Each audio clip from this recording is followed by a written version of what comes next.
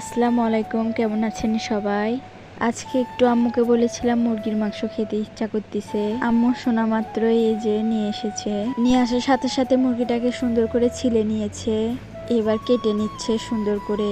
অনেকেই আছে ব্রয়লার মুরগি খেতে পছন্দ করে না, কিন্তু সুন্দর করে ভাজা ভাজা করলে কিন্তু খেতে অনেক মজা লাগে। আর আমার মায়ের হাতের রান্না তো আমার অনেক পছন্দ। আমার মা যেটা রান্না করে সেটাই ভালো লাগে আমার কাছে। আর এই যে দেখেন মুরগিটা সুন্দর করে কেটে নিয়েছে, এবার ধুয়ে নেবে। আমার মা তো এখানে একটা একটা করে ধুয়ে নিচ্ছে যাতে ময়লা না থাকে কোনো রকমের। আর এই যে এখানে আবারও পরিষ্কার পানি দিয়ে ধুয়ে তুলে নিচ্ছে সুন্দর করে। আর রান্নার জন্য এখানে পেঁয়াজ কেটে নিচ্ছিল। আর এই যে পেঁয়াজ কাটা শেষ, এবার চুলায় কড়াই দিয়ে যে পেঁয়াজ ভেজে নিচ্ছে।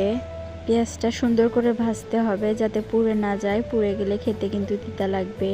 আর এই তো পেঁয়াজ ভাজা শেষ, মাংসগুলো দিয়ে দিচ্ছে আমার মা এখানে।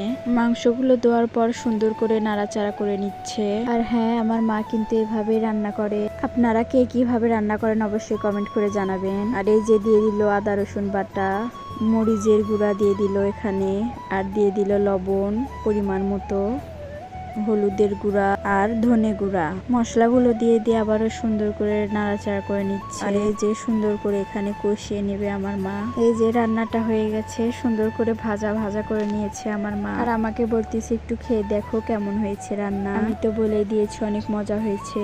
তো আজকের মতো এই পর্যন্ত, আল্লাহ হাফেজ।